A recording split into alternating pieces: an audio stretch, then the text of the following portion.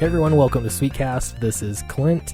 I had an interesting day. I pulled a few just little experiments on Twitter with public relations and with, just the Twitter trolls.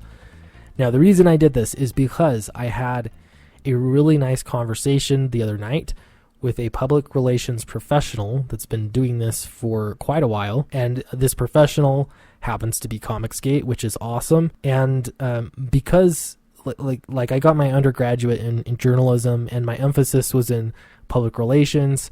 And so I was aware of some of this stuff. I knew, especially from when I saw Renfamous live on that live stream, I spotted some PR techniques that are just very basic stuff you learn in your undergrad. Nothing big, not a big deal. Stuff that anybody could learn very quickly or pick up if you're, around this kind of stuff. Okay, so I think that for me anyway, but I think many others have been asking the wrong question, and that is, did Marvel hire trolls to, defame Comicsgate? If we could prove that, that would be awesome. That'd be quite a story. However, for our purposes, this is irrelevant, because the way that public relations works is when there's some kind of organization that sees some kind of trouble happening, or they just want to make sales, they want to look good. They're going to proactively do stuff or have messages that are sent out, and those messages are going to be clear and simple and emotional, so that your regular Joes will pick up those messages and they can repeat them. They can sort of fall back on them. A very straightforward and traditional way to explain this would be, you've got a PR firm that works for a company, and that PR firm is going to write a press release, and they're going to send it out to a whole bunch of publications, and some of those publications are going to pick it up because it's easy, or they're lazy or whatever, just to print, so they have a story. And because it was sent out to the masses, you're going to get a lot of publications using the same kind of language. So that's the simple way that it works. Now, this isn't any different from social media, except that it doesn't work nowadays. Press releases aren't really the most effective way that things are done. Social media can be used to like a really great benefit for public relations, but it still works the same way. You're sending ideas out, and then those ideas are being picked up by other people, and then they're going to reach readership, and then you'll have regular Joes that are repeating those same things that they heard because they read it in a newspaper, or they saw somebody that they, some kind of influencer said it, and they know, like, and trust them, and they're going to repeat that. Okay, so none of this is rocket science. It's not groundbreaking. However, some of the tactics that trolls, whether they're paid or unpaid, again, it doesn't matter because we're playing the game here. It's been trickling down. We know certainly that Marvel has utilized public relations because Comicsgate is a threat to them. It doesn't matter how big or small the threat is. I think it is big, but it is something that is directly going against their company, and they certainly have the resources and possibly the personnel, or whether they're hiring out to another PR firm. Again, none of that is relevant. We know that PR is happening against Comicsgate. And in fact, the stuff that I'm seeing is more like a political campaign, and the kind of public relations you'd see there, where it's more of a smear campaign as opposed to like a positive PR kind of campaign. I hope this all makes sense. So I sent this tweet out. You may have seen it. I tried. I dissected a little bit with the PR professional that I talked to. We dissected a little bit about their strategy. And again, this is basic strategy. It's used a lot of kinds of places, especially in political campaigns. And I tried my hand at doing the exact same thing. So I retweeted. I've got evidence here. Evidence in quotations. This is from somebody that calls himself Socialist Superman. They're followed by Gail Simone. And they only have 76 followers. That's interesting. And one of them is Gail Simone. And then they have the he, him, or they, them. So these are, a few things. Anyway, I digress. They said something to me, it was at me. You don't want to respond, and we'll go through some of this, but I just wanted to test out doing what they do. So rather than responding, he says, look, I don't debate flat earthers. So he's calling Comicsgate flat earthers. or debate Pizzagators. Again, he's relating us to Pizzagators. Okay, and then he ends up talking about Disney. He's essentially defending Disney, right? And if I said that to him, he probably might say, well, not exactly. I'm not defending Disney. I'm just saying, there's some nuance there, right? But this is the same thing that SJW Spider-Man does.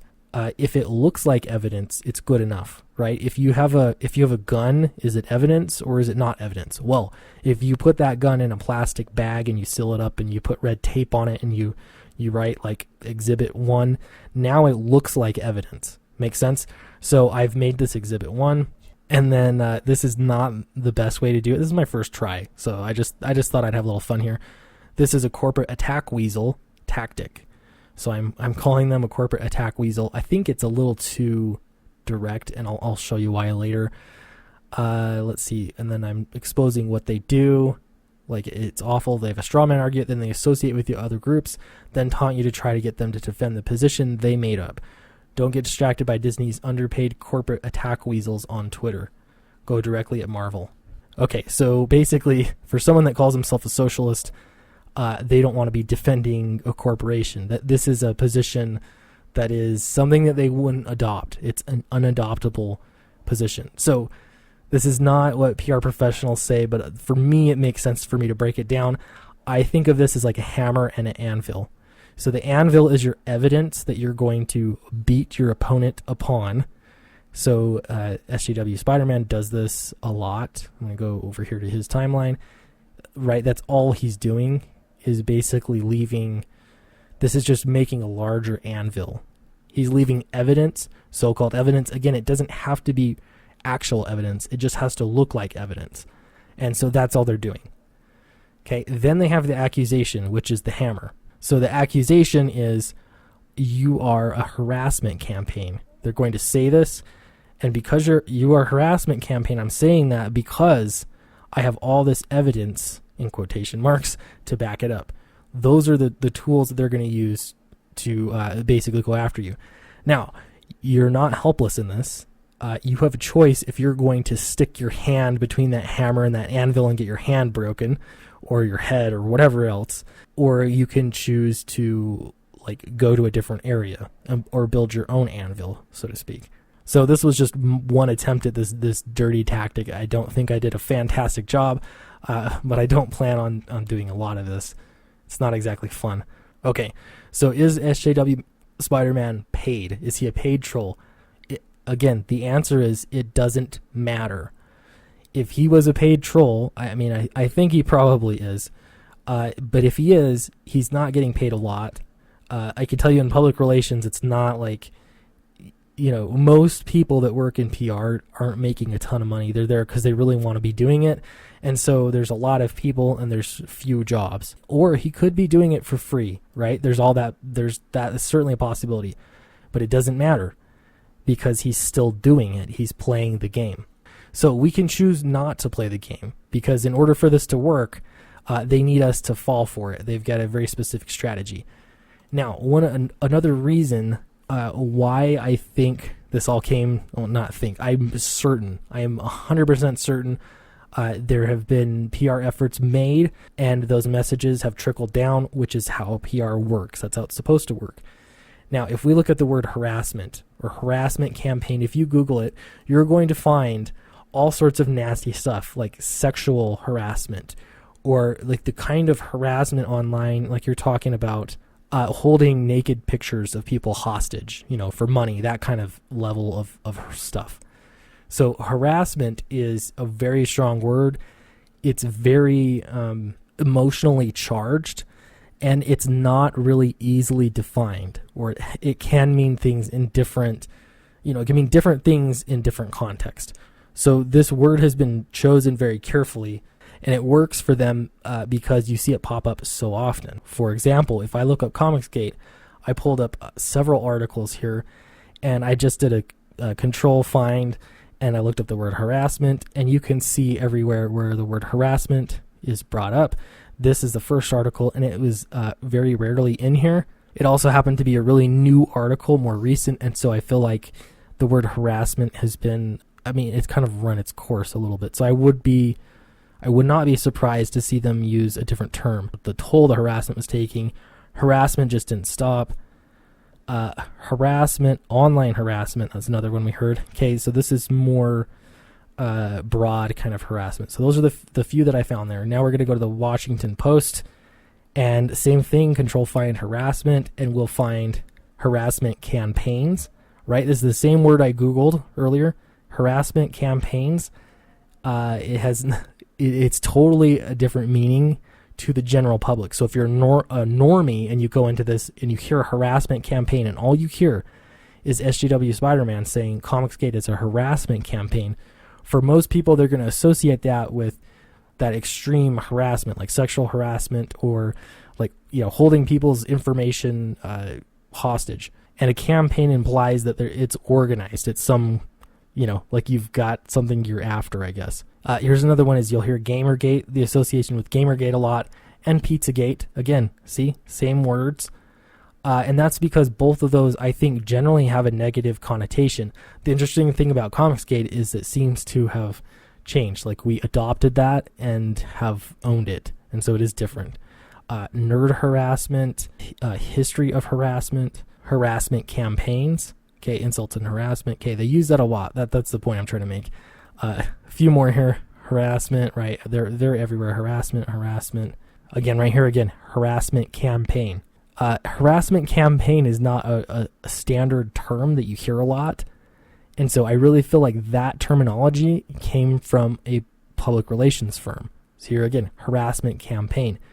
These are in different publications and still they're using the same language. Oh, another one, targeted harassment. Okay, then they always have their victims in here too, which is harassment against women and minorities. Okay, there's another one, harassment. You may have seen this one from Vulture, and this is crazy to me because these are comics professionals essentially saying the exact same thing. I believe comics are for everyone. There's no excuse for harassment. There's no place for homophobia, transphobia, racism, misogyny in comics criticism. Okay, same thing. I believe in comics are for everyone. Same thing. The exact same, or essentially the exact same thing in everyone. So that's a little weird. Okay, hope you get the idea there. So, what can we do about it? Now, I think I would be naive to suggest that we have some kind of coordinated PR campaign, against or to fight back. We really are a grassroots movement. We have no leader. That we're full of individualists, and so it would be really hard to get everyone to stay on message. However, something you can do is avoid getting in the way of their hammer and anvil. And the best way you're going to do that is to recognize it when it comes.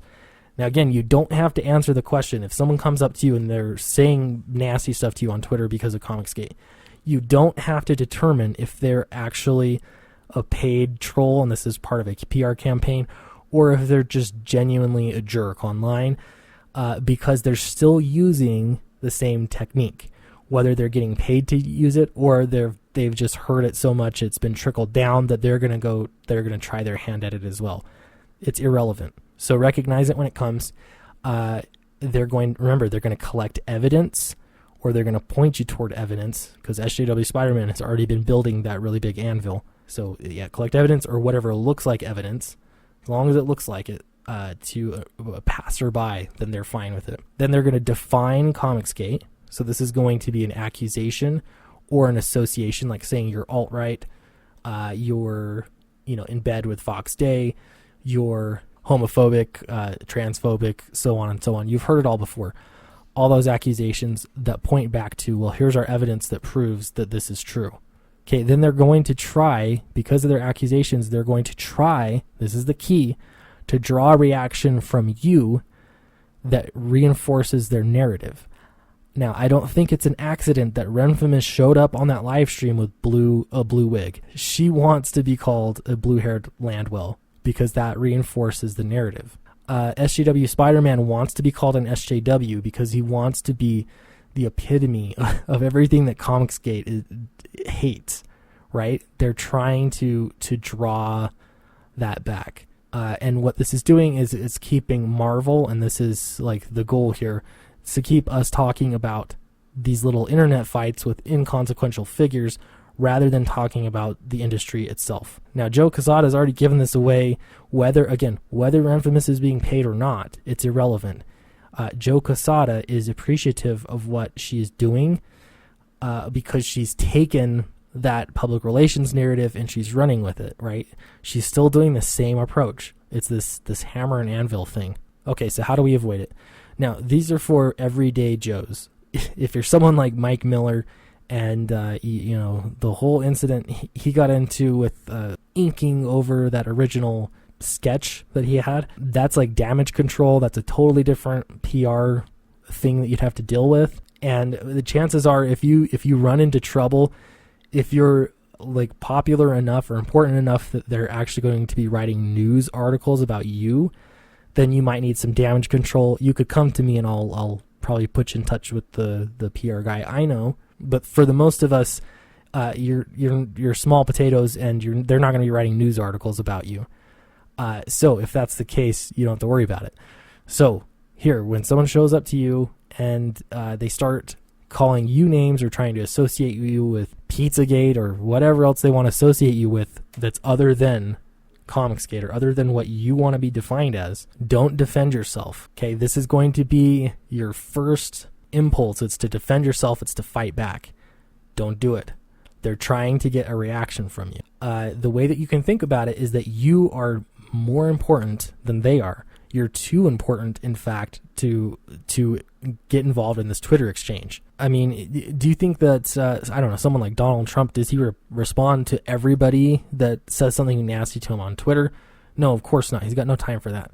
So that's kind of the mentality. You're too important for them, so you're gonna ignore them. If you have to say something about it, don't say it to them. What I like, what Ethan said, here's retweet it and say it to your own followers. You don't need to say it to them. You ignore them. You're too important for them. Okay, then we can also use hashtags to build a counter narrative. And so just like SJW Spider-Man, he's using his own timeline as a repository for his quote unquote evidence. Well, we can use some hashtags. I honestly, right now, I can't suggest any specific ones. Again, it would be hard to get everyone just to adopt, a specific hashtag. But I may be trying some out over the next coming weeks. You may see some other ones coming out if you like them. And this is for like positive PR about Comicsgate. Especially if, creators are doing great things. You want to say great things about creators and stick a hashtag on there. This kind of stuff goes against their narrative of Comicsgate being a hate group because Comicsgate is creating comics. Comicsgate is networking. It's meeting people, making friends, all that kind of stuff. This builds a counter narrative that goes against the one that they're trying to build. And then my last tip here, just for average Joe, anybody, is to always be winning. Channel your inner Charlie Sheen or your Donald Trump. There's a reason why they do it. You don't have to say that you're winning just like that. But if you're staying positive and you're saying that what you're doing is right, or that what Comicsgate is doing is right, if you feel good about it, if you're celebrating with people on Twitter, then that's a good thing. You win a lot of points that way, actually, just by saying that you're winning and not never admitting any kind of defeat, or never making them feel like they have you defeated, because that is evidence, again, that they're building. Okay, thanks for listening, everyone. I really didn't want to make a super long video, but I did feel like a lot of these things were important to go over, so I'd love to hear your thoughts in the comments below. And don't forget that while we're part of Comicsgate, and that we're in this culture war, we're also, many of us are making comics, me included. So I'm writing this comic called Downcast, and if you're interested in joining my mailing list so you can hear about it, I promise it's a spam-free mailing list. That way you'll be in touch and I can get a good idea of when is the best time to launch. So that'll be in the link in the description below. Thank you, and I'll see you next time.